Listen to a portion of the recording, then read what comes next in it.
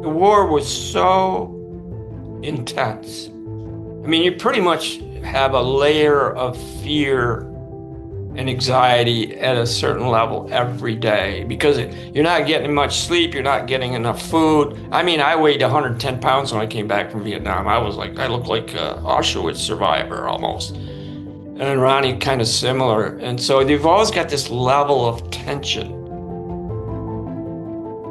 Welcome to a new episode of Most Memorable Journeys. My guest today is a man with a lot of stories to tell. I don't know him, but I met him on Podmatch, and I'm very, very curious as to what we are going to hear. He is an attorney. You were an attorney in your professional life. You were in Vietnam. I read that about you. You wrote a book about, it's called The Spiritual Passage. And one of the things that I'm looking forward to talking about most is your Appalachian Trail adventure. So welcome to Most Memorable Journeys, Rand Timmerman. Thank you, Elisabeth. It's a pleasure and an honor to be here. I So did. where do we start? I want to know, I mean, I have never actually met anybody who was in Vietnam, who is a Vietnam veteran. I don't think I've ever spoken to anybody, and I don't know if that's something that you still talk about or want to talk about. But that must have been quite life forming. Yes. Well, I have no problem talking about it now. For many years, I did. I was a combat veteran. I enlisted in the United States Marine Corps in March of 1966. And my brother Ron, who's a year younger than me, had already enlisted in the Army and was in Vietnam. He was a machine gunner on a helicopter. And I had tried to go to college. I was doing all right in college, but I didn't have any money. And we grew up in a really rural area in upstate New York, in Adams, New York, which was very impoverished. We had way more cows than people. And my father I came from a warrior family. My father was a Mustang pilot in World War II. And then I had two uncles, my mother's brothers, fought in World War II. One of them was on a bomber. And then the other one was on D-Day, actually. And then there was a third one. So anyway, came from a warrior family. I tried college, but I don't have any money. And I was cleaning toilets from midnight to 8 o'clock every morning at my old high school and working as a pin setter. I don't know. I got drunk one night. It turned out I had an alcohol problem, if you want to talk about that at some point. But I was at the time found it difficult to make decisions, so I would get drunk. And so I got drunk one weekend. I would save up all my change, and then I went to a bar on a Friday night. And Monday morning, I woke up on the pool table. And there was somebody was putting a key in the door, and it was the owner. He was coming in to clean up from the weekend, and he never said a word to me. It was very kind of bizarre. And he turned the radio on, and they were talking about the 1st Marine Division going into Vietnam. They were talking about the kill ratio and stuff like that. I don't know. I just made a decision. I got up off that pool table, walked out, and a month later, I was in Syracuse, New York, pledging to defend my country against enemies, foreign and domestic. And 6 months later, I'm in Vietnam going, oh my God, what have I done? And I was with the 1st Marine Division, the very one I heard. Amazing. Yeah. So how long were you in Vietnam? I was there 13 months. I saw quite a bit of combat. The first night I was in Vietnam, I went to got my gear from an armory. It was in the middle of the night. It's pouring buckets, monsoon, and I walked to a tent where I was going to stay, a wall tent. They had sandbags around it, and there was a bunch of guys in there just come out of the field. They were leaving the next day, Elisabeth. They were going home. They had done their 13 months. And the guy that was with me reached to open the flap, and there was a gunshot, bang. And then all heck broke loose, and the guys were yelling, medic, medic, medic. And finally, after about an hour, they took the Marine out in a poncho that was dead. And I ended up going in eventually and sitting there, and I was in shock, like, what the heck? how could this be?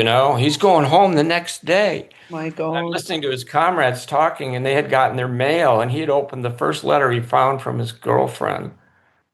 And she said, Dear John, I don't know what his name was, but Dear John, I met somebody else, and it's been a whirlwind, and we got married yesterday. And he never even thought, he just picked up his pistol. And that had a big impact on me for sure. But I was a machine gunner on a helicopter for a while. I did all kinds of stuff. They ended up making me a Mustang Lieutenant because lieutenants didn't do well in Vietnam. It was a pretty dangerous billet. And last couple of months, so I mean, the Marine Corps gave me some of the worst events in my life, and also gave me one of the best. Because when I came back from Vietnam, Colonel said you can go back to being a corporal, which is an E4 enlisted man, or you can go to OCS, and I would have gotten out. But I had no clue what I wanted to do when I actually grew up, right? So he said, or you can go to OCS and become a real officer, but you'll have to stay in the Marine Corps 3 more years. So I ended up doing that. And then I decided I didn't want to be they call them grunt. Infantrymen are called grunts in the Marine Corps. I didn't want to be a grunt anymore. So I decided to go to the into the air wing. I actually wanted to be a helicopter pilot, but I didn't have my eyesight prohibited that. But anyway, uh, after I finished all my officer training and I got the first Marine Air Wing, which I had actually flown for them as a machine gunner in Vietnam at one point. And there was one of my drill instructors who had also become a second lieutenant and a first lieutenant and a captain, Mustang. And when I actually left Cherry Point a couple years later, he's a gunnery sergeant again, which is an E7, and I was a first lieutenant. But when I checked in there, this is just an amazing how life can be, Elisabeth. I checked in and he goes, we did, the hugs and not kisses, but we happy to see each other. And he goes, I got a bunch of schools here. And he started rallying them off. And I said, oh, you got one in Rhode Island. I've never been to Rhode Island before. What's that? And he says, the JAG School, Judge Advocate General School. It's a school for lawyers. So I went over there. Checked the next day. I checked into the school. There was 99 other Marine officers there. They were all captains. They all had college degrees. They all had law degrees. And now they have to take the legal training, just like I. So I'm like the lowest man on the totem pole, right? I'm just where did this guy come from? And I don't know, 20 of us rented a mansion because it was the off season. We each had our own room, and these guys are like partying and stuff. And I thought, you know what? I'm gonna work at this. I'm gonna take this serious. And so I studied it. I mean, I had Article 32 training. UCMJ, it's the Uniform Code of Military Justice. They do train enlisted men on it to some extent, what the rules are. So I already knew a little bit about it. Anyway, long story short, I ended up being a class honor man. Really ticked them all off. Really, what? This guy doesn't know crap compared to us, right? But anyway, I went back to Cherry Point, where the First Marine Air Wing was, and they made me a legal officer, and I was the defense counsel. And uh, first couple cases I did, I got acquittals, which was unheard of, right? One of them was a guy who slept on watch. Sleeping on watch in the Marine Corps is like a death penalty. He's looking at 2 years imprisonment in Leavenworth and a dishonorable discharge for sure.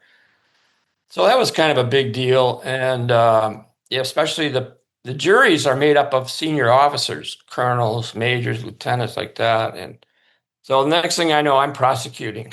That's how they fix guys like me, right? The point is that the Marine Corps gave me a career and put me on a path I never would have imagined. So there's, the good, the bad, and the ugly, right? And this, Absolutely, a long way from that pool table to where you were then. But just before we leave Vietnam, we watch all these movies. I mean, I've watched some. People have watched some. Is it true? I mean, is it exaggerated in the movies, or is that what happened? Was it really that rough sometimes? it was really bad. I will be honest with you. I could not watch any Vietnam war movies or any war movies actually for about the first 20 years.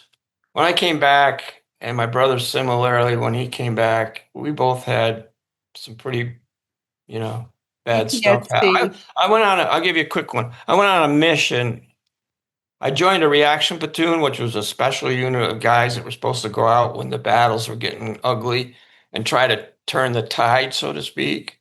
And I mean, it was dangerous as heck, but and we went out one night and we all knew it was gonna, if anything went south, it was gonna be really bad. And it went really bad. We walked all night long to get to where we had to be, and then all hell broke loose and we ran out of ammo, and I had to use my bayonet. And some of us survived, a lot of them didn't, and that came back to bite me big time. And I had another situation. A helicopter as a gunner. I fell out of the helicopter at like 2,000 feet and landed on the skid, luckily. So I get married in the Marine Corps at Cherry Point, and I have two daughters. I come back. I'm going to college, get my law degree, and I'm thinking, it's amazing because all the guys that I knew in the world, they were all having a hard time coming to reverting back. The ones that got out of the Marine Corps, and a lot of them didn't make it. Alcohol was a big part of Can some of their, imagine. Yeah. yeah, their stories. And I mean, I knew I had an affinity for alcohol, but I was determined to be successful and worked really, really hard. And I thought for a period of time, it's amazing, Rand, you don't really seem to have any serious problems from the war. You just seem to walk right back. And then one night, I'll never forget it. I'm in bed, but then all of a sudden I'm back in Vietnam, and I'm right in the middle of a horrific battle. I mean, I can smell the gunpowder. I'm covered with blood. And it finally, I'm on the ground and I've been cut open, right, with a bayonet by an enemy. And I'm holding my outsides, trying to put them back in me. And all of a sudden, and then I realized I can't. I'm done. And that type of wound, you're going to live for quite a while. You're not going to die right away, probably. And I can smell everything. And all of a sudden, I'm bathed in a white light and I'm screaming. And I open my eyes and I look, and my wife is, first thing I see is my wife on the floor over by the doorway. And she reached up and turned the light switch on. And then all of a sudden, I realized I'm not in Vietnam. I'm in my bed. I'm not covered with blood. I'm covered with sweat, and I have totally voided myself. And the bed is full of my manure and urine. And my wife and I both looked at each other and we knew this is really, really bad. This is really, really bad.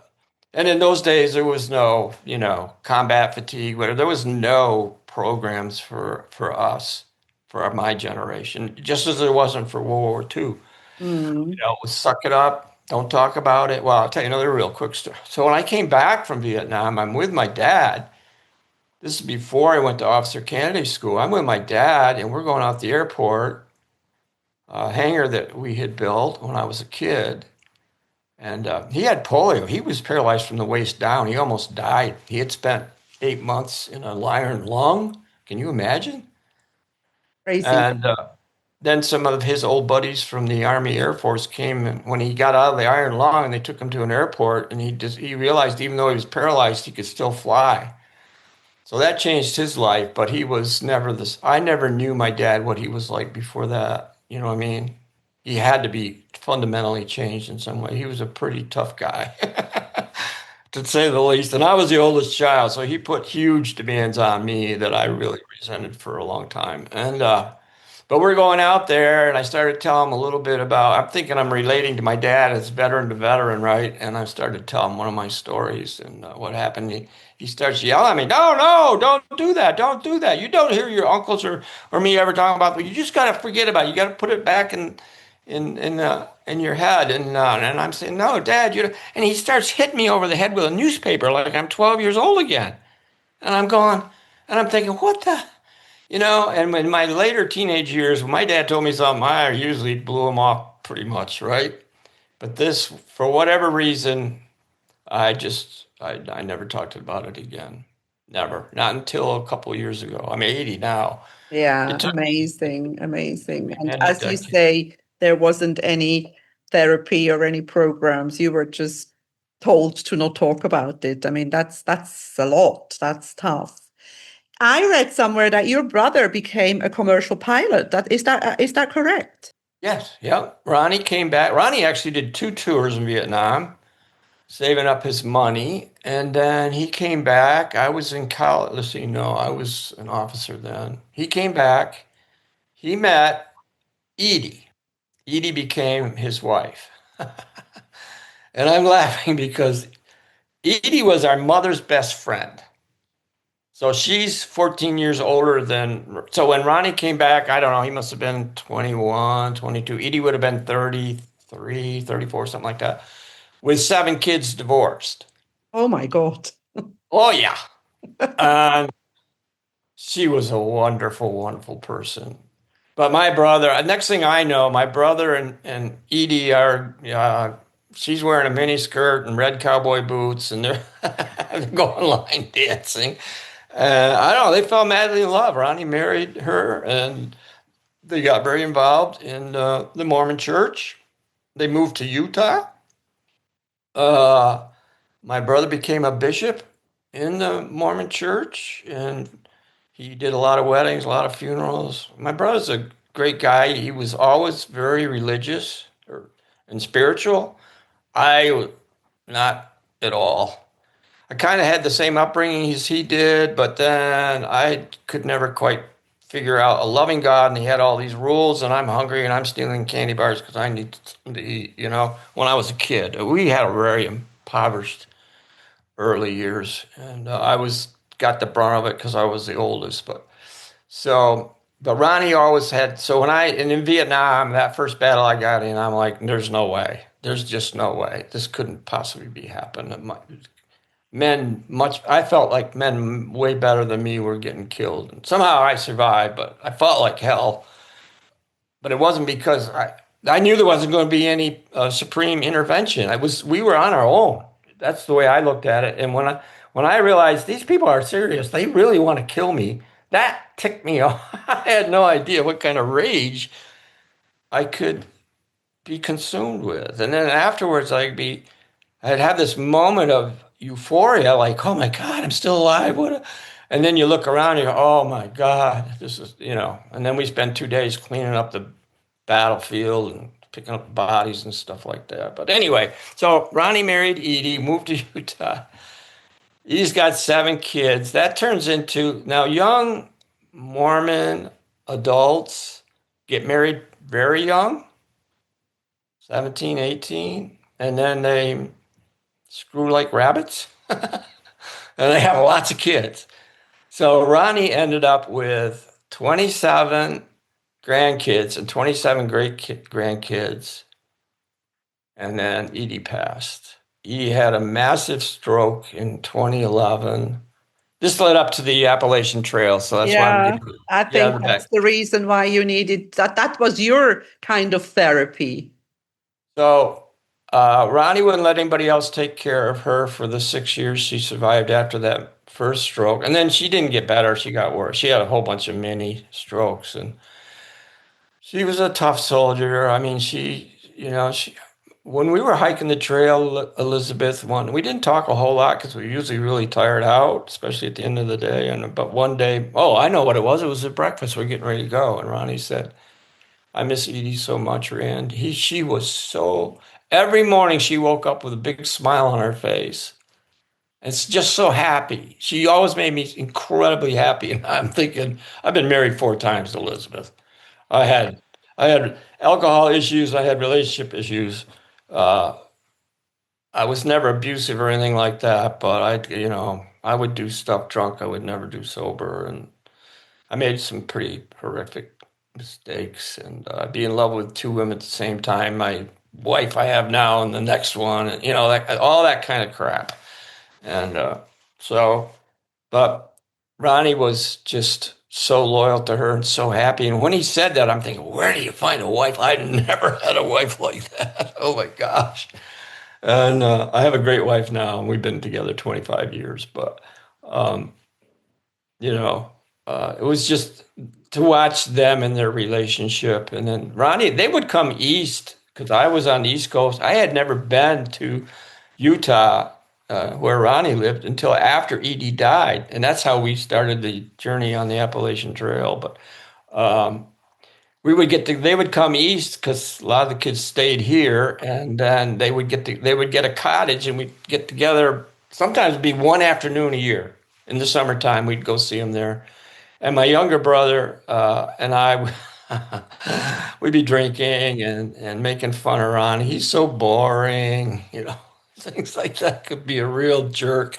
I'm talking about myself. I'd be a real jerk. Oh, I look back on it now, and Ronnie's like, oh, those are my crazy brothers, and we always got along fine. But I just look back on it like I had no clue how I did envy his serenity and Yeah, yeah, because you peacefulness. didn't have it. I know I didn't. I had a Yeah. lot of fake. But tell me, how did this whole thing start with the Appalachian Trail? Somebody must have come up. Who came up with it? Ronnie did. So yeah, when I talked to him about coming out after Edie died November 17th, 2017. So I was talking to Ronnie, and I said I'll come out and hang out with you for for a bit. So, and he said, "Yeah, I'm thinking about hiking the Appalachian Trail." He told me that on the phone. I'm like, "You got to be kidding me," because I had hiked quite a bit in the Appalachian Trail in the Smoky Mountains. You know, Veterans like me, kind of tough guys, and I would take off on a weekend and just go in the mountains and just hike for 2 or 3 days, by myself, solo stuff.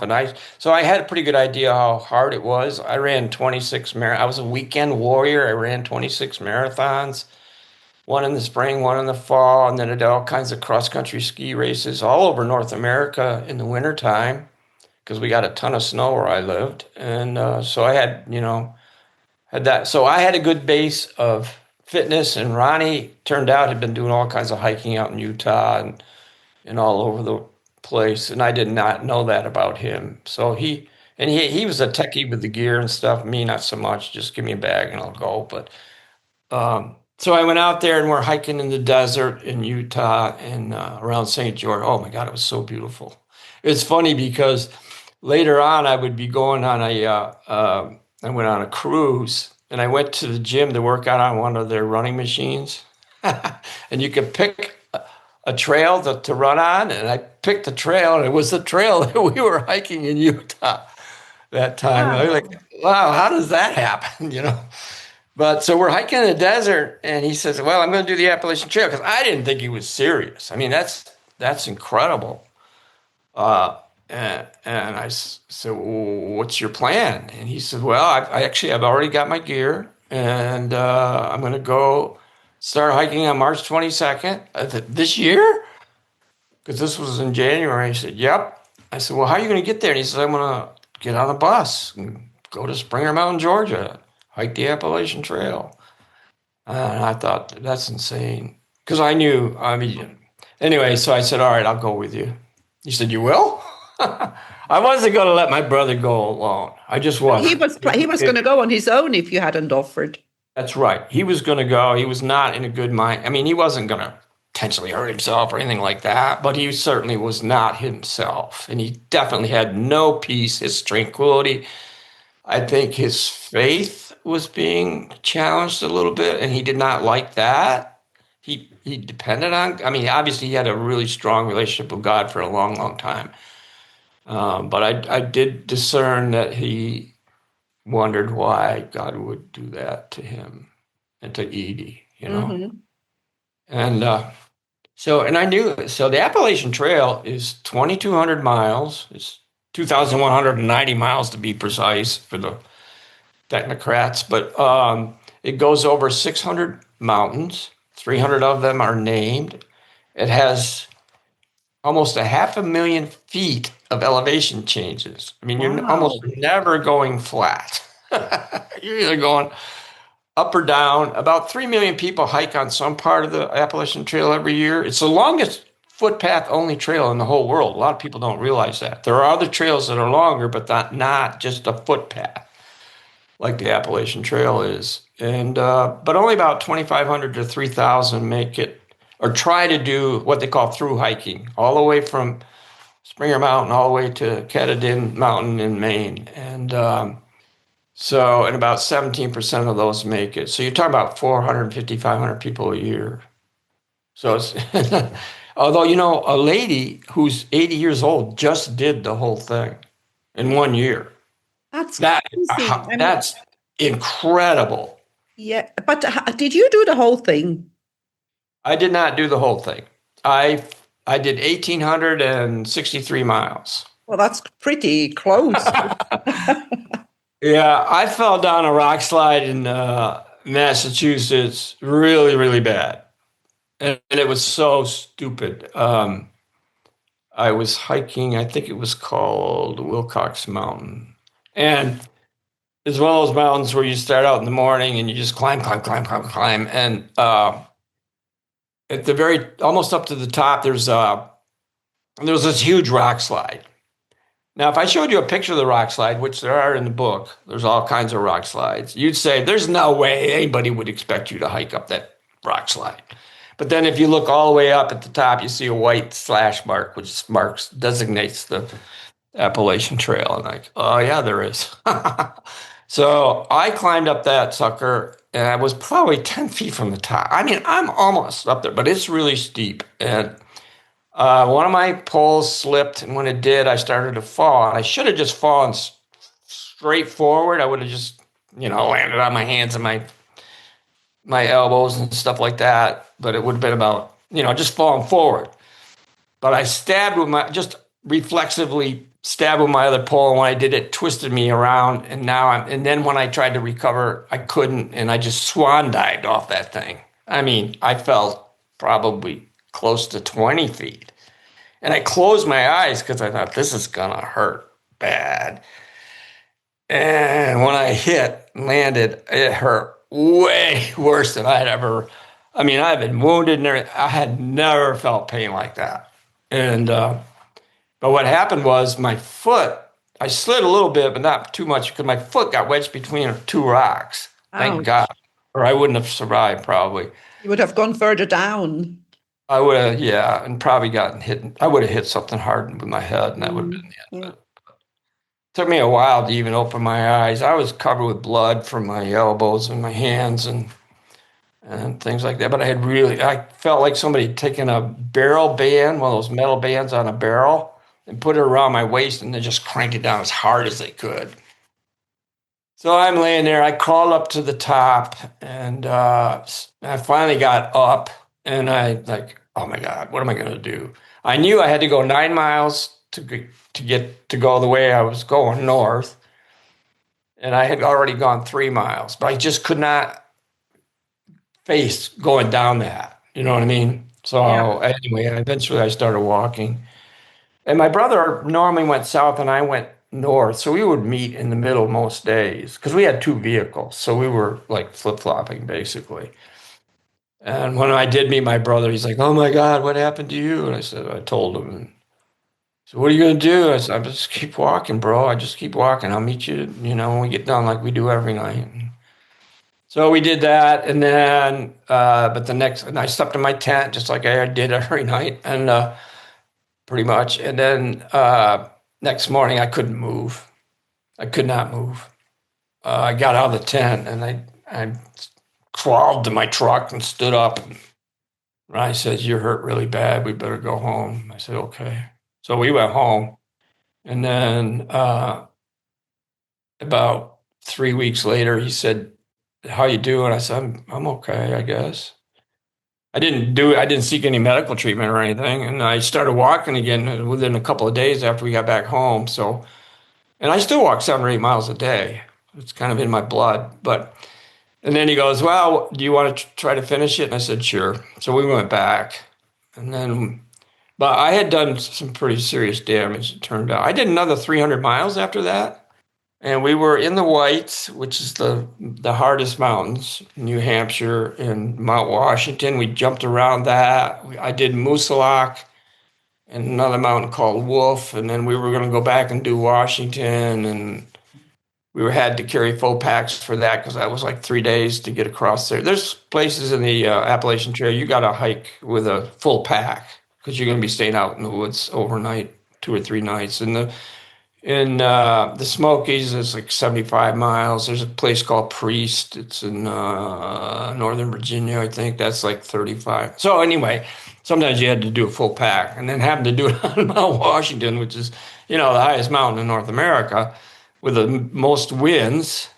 The highest wind speed ever recorded is 248 miles, I think. God. Yeah, and they get snow every month up there. That place. So we were kind of skipping around that, waiting. They wouldn't let us go there when we first got there. We had to skip around and come back. So we're getting ready to hike up that, and we walked in about a half a mile, and I'm started up, and Ronnie, I was leading. We had decided to do that one, together, and I just turned around and started crying. So I can't do it anymore. I just can't. I was in so much pain. My hip. So my Yeah. brother finished it with his son, Rick, who was 62 then. And I was having a hip replacement. Oh my God. Yeah. And I had an artificial knee when we did it. Okay. And I had my right leg was a half inch shorter than my left leg where the artificial knee was because of a motorcycle accident. uh, Bad one. And I didn't have anything in my right knee I ran most of those marathons with no medial meniscus or interior cruciate ligaments. So it was bone on bone. Well, eventually, of course, so I limped pretty badly. But it was a great adventure. I could tell you a story. There's so many amazing things that happened on What was the the trail. craziest thing that happened apart from the fall, apart from the accident? Did you like get to the point sometimes where you felt like I don't want to continue. I can't do this. Did that ever happen? Well, that's funny that you said that because when I did the first book, when I took like over 5,000 pictures. Ronnie took hardly any pictures. Some days he didn't take any pictures hardly. He was marching. He's gonna do this thing, right? Head down, march, march, march. And he walked faster than me because of my limp. I couldn't keep up with him. And I walked the same pace, but I'm taking, 2 inches shorter every step. So, but for me, it was more like, okay, you're never going to come here again. I'm going to enjoy this as best I can. I'm going to look forward to it. Ronnie was reading the maps, figuring out how far to go, where to go, and all this stuff. And I was like, I'm hiking it like it's 19 in the 60s and 70s, right? Where it wasn't well marked. A lot of the trail went on roads. It went on log roads and all kinds of stuff. Now it doesn't. It goes over the top of every mountain. In those days, it went around a lot of the mountains. Mhm. It's totally different. It's much harder today, actually, than it was back in the beginning. And I would come around the corner and go, oh my God, look at that. That is so amazing. Pictures. I came around the corner one day. It was a black bear, the biggest black bear I've ever seen, like 10 feet right in front of me. Um, Eh, and he stopped and I stopped and I reached the back to get my phone because I was using it to take pictures. And when I brought it around, luckily he whirled and took off. And that was pretty amazing. That was the most beautiful beast I've ever seen. He was so beautiful, Elisabeth. All I could think of, I got to get a picture of this. And I wasn't really scared, although I knew you never know with bears. I walked under a tree that had a bear in it. I smelled that one, and I heard him go. "Ugh." He made grunted. You Crazy. just got to keep walking. You cannot run from a bear because they can't see very good, and if you run, they assume that you're food. They'll go right after you, and then you're done. Um, I Amazing. But you also, I wrote that on 26 marathons. That is a lot. I still admire people who do one. And I think it was just, why do people do these things? Why did you do the trail? Why do people do 26 marathons? What is it that drives people like you? After the war was so intense. I mean, you pretty much have a layer of fear and anxiety at a certain level every day because you're not getting much sleep, you're not getting enough food. I mean, I weighed 110 pounds when I came back from Vietnam. I looked like a Auschwitz survivor almost. And Ronnie kind of similar. And so they've always got this level of tension.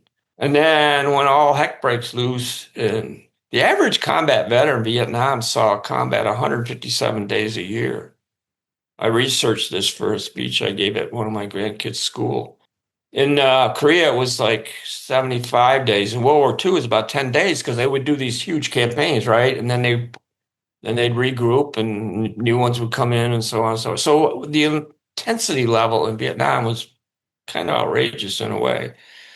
And then like when I was a machine gunner in a helicopter, I mean, that was unbelievable. I mean, sometimes it was like being on a roller coaster with a machine gun. I mean, just it's crazy, right? And then tremendous fear Mm-hmm.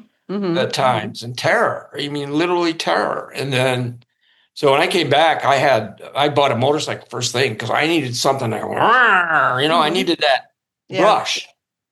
And I got the same thing by working out. I've worked out every day my whole life ever since the Marine Corps. Early, I did 400 push-ups this morning. Not Amazing. all at once, but you know, Oh, um, good for you. Good for you. But tell me, I mean, this is now a bit of a, I don't know, hypothetical question, but if you what would you tell if you could go back to your 18-year-old self, what would you say to yourself? Would you do it again? Would you do it things the same way again? What would you do different if you could? I know that sounds ridiculous, right? So I got sober 12 years ago, right? I had a real struggle with alcohol at the end of my career to the point where it almost took me out.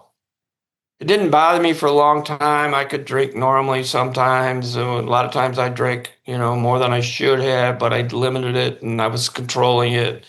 And in my late 50s, early 60s, it took over.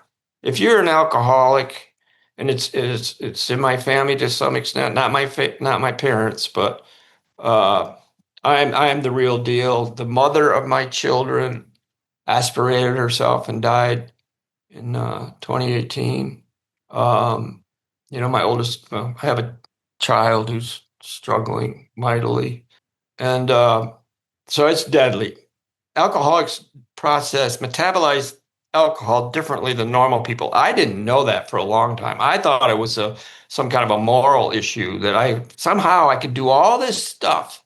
I mean, I had a great career as an attorney. I didn't have any serious problems with anything or anybody. I lived a good, pretty much wholesome life. Tried to do the right thing most days, and then this alcohol thing started really in my late 50s, early 60s, and then it finally. I did not realize that I metabolized alcohol differently. I learned this in a rehab. Alcoholics create acetone. A normal drinker starts to create acetone, they stop. They don't like that feeling, right? Losing control or Mm-hmm. alcoholic just makes you thirstier. And that's why when I would go on my binges, I can't stop. I'd be on my way to detox and I'm still drinking. I can't stop. It's impossible. It's because it's a physical ailment as well as that's why the American Medical Association defined it as a disease in 1956. They finally realized these guys and gals are different than normal people. They're out of control. So we know a lot more about it today. Anyway, I ended up in a very good program. It's a 12-step program.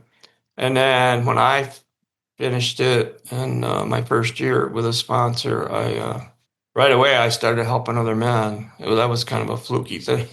The first guy to ask me to help him, Elisabeth. Now I've only been sober like 13 months, right? I've been going to meetings every day. I had a great sponsor. A lot of times I would go with him. I did the literature. I did everything because I didn't want to drink again. And this young guy comes up and asks me after a meeting, he said, "Will you be my sponsor?" And I'm thinking, no, no way. I'm not ready, right? So I went and said, "Come back tomorrow." And I went and asked Billy because I was sure Billy's going to say, "No, you haven't got enough time." He goes, "No, hey, Rand, that's great. Go for it." I said, "Billy, I'm not ready." He goes, "Oh, you're ready, mister. You got a lot of bad experience."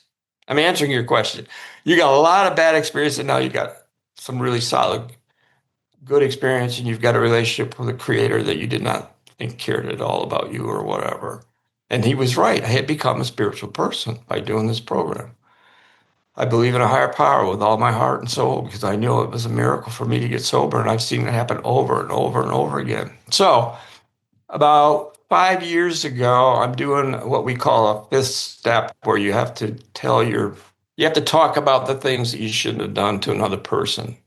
You're asking God to absolve you of your guilt so you can move on. I'm paraphrasing, making it generic, but so we were doing that, and we started out with a prayer, just like Billy did with me, and on our knees, and then we got up, and I asked him how he felt, and he said nervous, and he asked me how I felt, and I said I feel joy. I feel joy. And he looked at me like I was crazy, and I realized I did. I feel joy that we're sitting here doing this because when we get done, we're both going to be in a much better place, and we have a much better chance of staying sober and helping other people, men and women, you know. And then after we got done, he said, Rand, because I had told him some of my horror stories, and he goes, Rand, if you could go back, would you go back in time? You know, maybe 50s or whatever. I said, no way. Because I wouldn't know what I know now. I Mm-hmm. wouldn't know. Yeah, that's exactly it, isn't it? Yeah, Yes, it's yeah, priceless. Experience yeah, is yeah. priceless. Yeah, Yep, and this is why it's important to tell our stories. And this is why it's important, to talk to people about all these things that we've experienced or one has experienced when you are a little older. There is this famous saying that your story could be somebody else's survival guide. that's right. Yep.